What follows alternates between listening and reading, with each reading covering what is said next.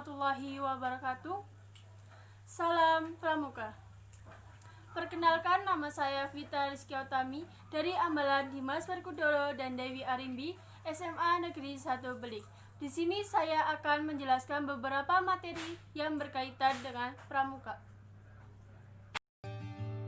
Pengembaraan merupakan suatu kegiatan menjelajahi alam terbuka untuk meningkatkan kesegaran jasmani, menyegarkan otak, dan sekaligus agar kita lebih mengenal lingkungan alam bebas di sekitar kita, serta mensyukuri alam yang telah diciptakan Allah Subhanahu wa Ta'ala dengan cara menjaga kelestarian dan tidak merusaknya. Tujuan pengembaraan tersebut adalah mendekatkan diri kepada Tuhan, pencipta alam semesta, mengagumi dan mencintai keindahan tanah air sendiri, membina kesehatan dan kebugaran fisik, mental, emosional, dan sosial, mendapatkan kegembiraan dan kepuasan, meningkatkan kemampuan, keamanan, dan keterampilan, meningkatkan disiplin dan rasa tanggung jawab.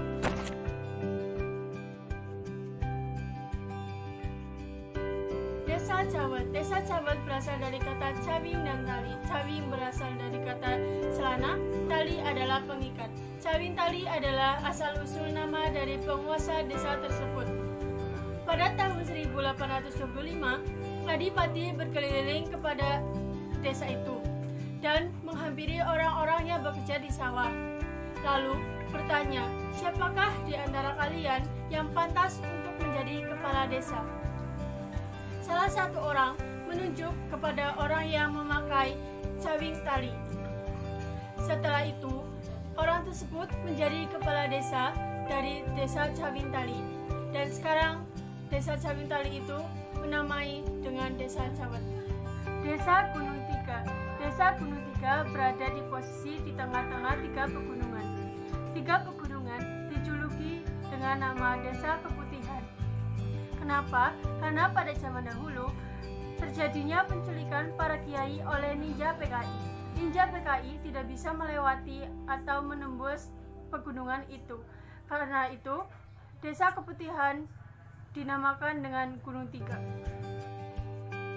Peta pita adalah keadaan daerah atau wilayah yang dilewati dalam perjalanan atau penjelajahan yang digambar pada gulungan yang berbentuk pita. Disebut pita karena kertas yang digulung atau digambar itu berbentuk dengan mesin tik.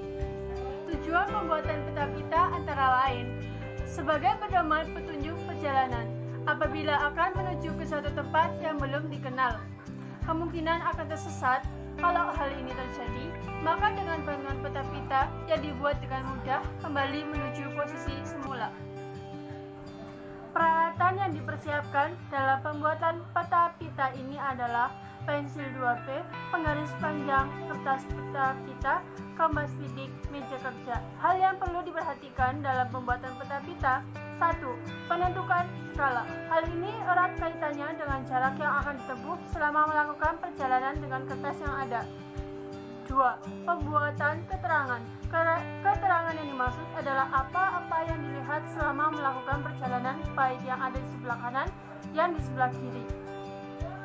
Yang perlu diperhatikan adalah tanda-tanda atau suatu daerah yang mencolok dan merupakan sesuatu yang mudah dilihat dan diperhatikan.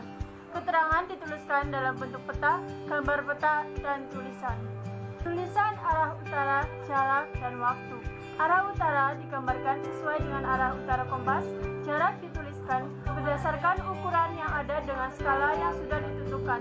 Untuk waktu bisa dilihat dengan jam sesuai saat berangkat dan tiba di setiap belokan. Untuk pembuatan peta pita, setiap pergantian arah perjalanan maka harus kita gambarkan. Demikian seterusnya sampai daerah yang kita tuju. Gambar keterangan peta dapat dilihat pada gambar di atas ini.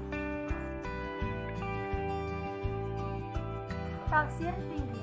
Menaksir tinggi dapat diartikan sebagai menentukan ukuran tinggi sebuah objek dengan kira-kira. Karena sifatnya yang kira-kira, maka menaksir jelasnya berbeda dengan mengukur. Dalam menaksir tinggi, kita dituntut untuk mengetahui atau menentukan sebuah ukuran tinggi sebuah objek dengan menggunakan alat seadanya. Teknik menasir tinggi pohon. Pelaksanaan. Salah seorang berdiri di bawah pohon, kemudian melangkah ke depan sepanjang 8 meter. Tepat di langkah ke 8 meter, salah seorang tiarap dan membidik ujung pohon. Kalau sudah lurus bidikan antara ujung tongkat dan ujung pohon, maka pembidik bilang stop. Setelah itu, diukur jarak tongkat berdiri dengan kedudukan si pembidik. Apabila diketemukan panjang 3 meter, selanjutnya diketemukan kesimpulan sebagai berikut. Jarak pohon dengan pembidik 8 meter, panjang tongkat 2 meter, jarak tongkat dengan pembidik 3 meter. Dengan demikian, hasilnya adalah 2 kali 8 dibagi 3 sama dengan 51/3. Jadi, tinggi pohon diperkirakan ditaksir lebih 51/3 meter.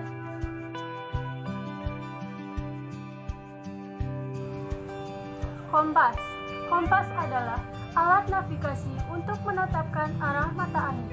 Prinsip kerjanya berupa panah penunjuk magnetis yang memberikan rujukan arah tertentu yang menyelesaikan dengan medan magnet bumi secara akurat.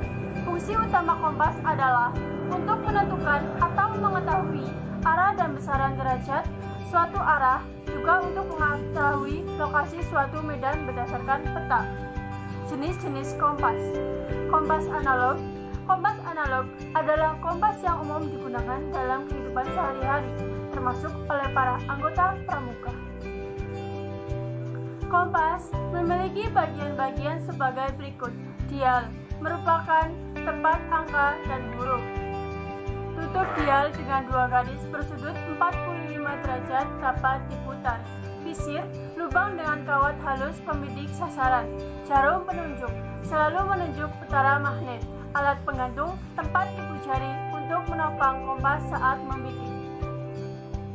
Jenis-jenis kompas dibedakan menjadi 2 jenis, yaitu kompas analog dan kompas digital. Adapun yang lainnya, kompas. Demikian dari saya.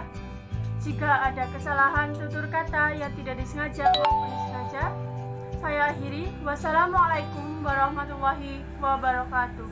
Salam Pramuka.